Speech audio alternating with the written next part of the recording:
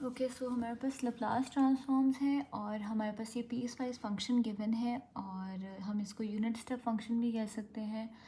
तो हम लोग बाय डेफिनेशन सबसे पहले जो है वो लैप्लास ट्रांसफॉर्म निकालना सीखेंगे और उसके बाद मैं आपको कुछ फार्मूला सिखाऊंगी जिसमें वो डिफरेंट वेज होते हैं लैप्लास को फाइंड आउट करने के लिए।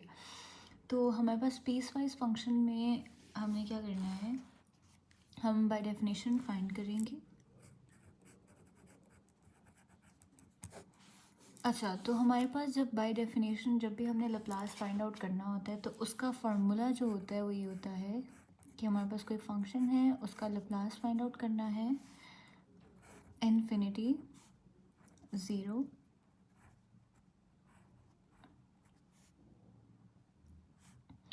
हमारे पास इंटीग्रल होगा, हमारे पास इन्फिनिटी होगी, ज़ीरो हमारे पास एक्सपोनेंशियल, ये हमारे पास डेल्टा है, टी है, और हमारे पास जो भी गिवन फंक्शन होगा हम उसको साथ लिखेंगे और साथ डी टी। ये हमारे पास फार्मूला है जो कि बाय डेफिनेशन के लिए यूज़ किया जाता है। तो मैं आपको बताऊंगी कि अब हम इस पीस वाइज या इस यूनिट स्टेप फंक्शन में कैसे अप्लाई करते हैं। हमें गिवन है कि फंक्शन जो है वो टी है और वन है, तो हमने सिंपली एफ ऑफ टी की जगह टी और ज़ीरो को पुट करेंगे। तो हमें यहाँ पे लिमिट्स गिवन है, ये वन है और ये ज़ीरो है। तो टी की लिमिट्स जो है वो गिवन है, अपर लिमिट हम ऊपर लिखेंगे और ये लोअर लिमिट हो गई delta s t minus delta s t t और डी टी प्लस डेल्टा। अब ये इसकी जो लिमिट है वो t greater than equals to one है, तो हमारे पास लोअर लिमिट इसकी वन बन जाएगी। तो ये हमारे पास अगेन डेल्टा ये और हम साथ वन लिखेंगे क्योंकि ये वन है और ये हमारे पास dt आ गया। अब सिंपली हम क्या करेंगे, हमने सिर्फ इंटीग्रेशन करनी है।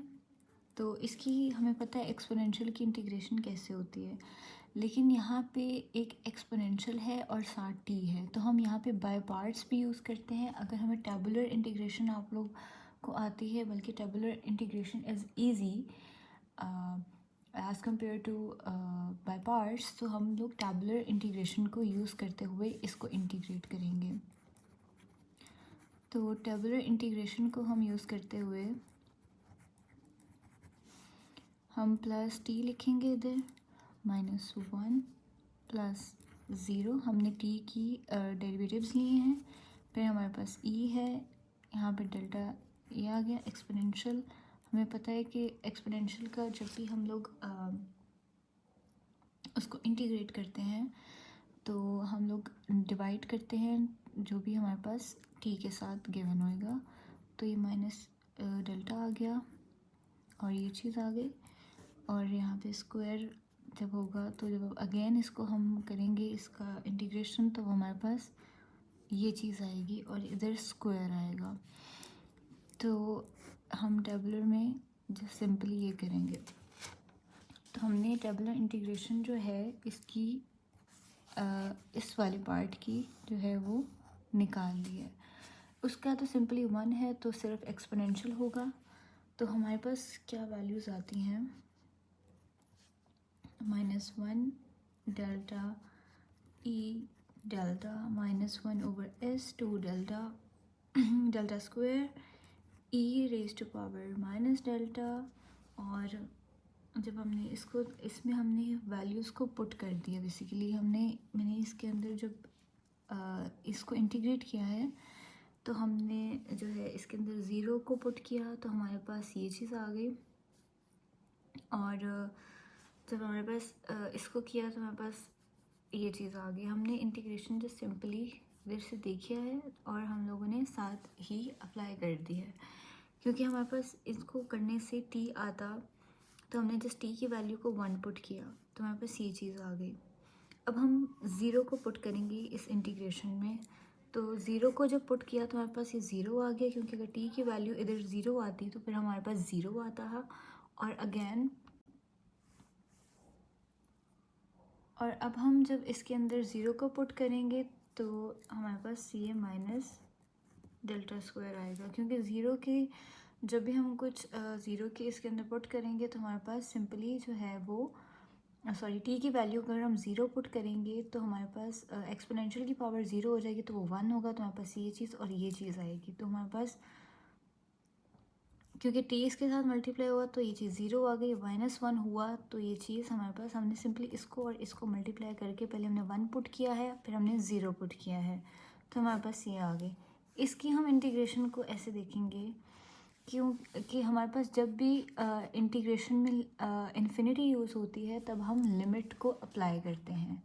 तो हम कोई सा भी कांस्टेंट ले लेंगे और वो जो है वो इन्फिनिटी को अप्रोच करेगा।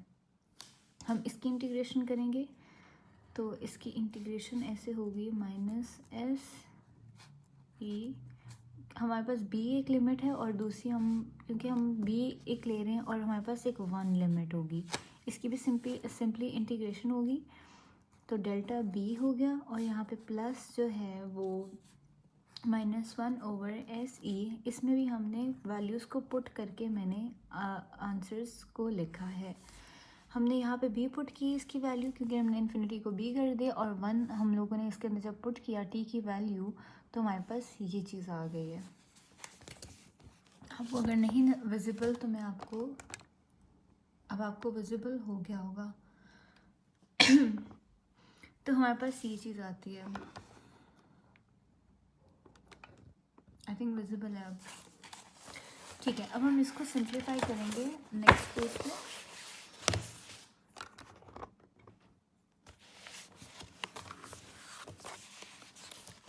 हमारे पास था minus delta one over delta e raise to power minus delta minus one delta square e raise to power minus delta plus one over delta square plus zero and plus one over delta e raise to power minus delta.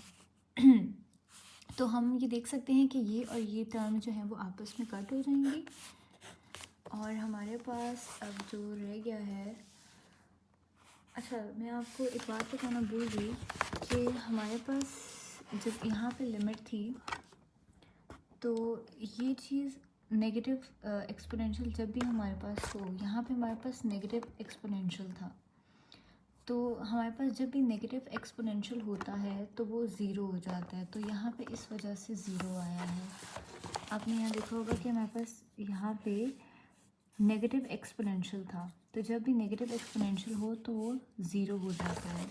तो इसके लिए हमारे पास एक formula होता है, वो मैं आप लोगों को बताती हूँ कि जब भी लिमिट है हमारे पास और हमारे पास अप्रोच कर रही है तो माइनस, जैसे हमारे पास ये था, ये बेसिकली यूँ था, तो ये जो चीज़ होती है ये हमारे पास ज़ीरो को अप्रोच करती है।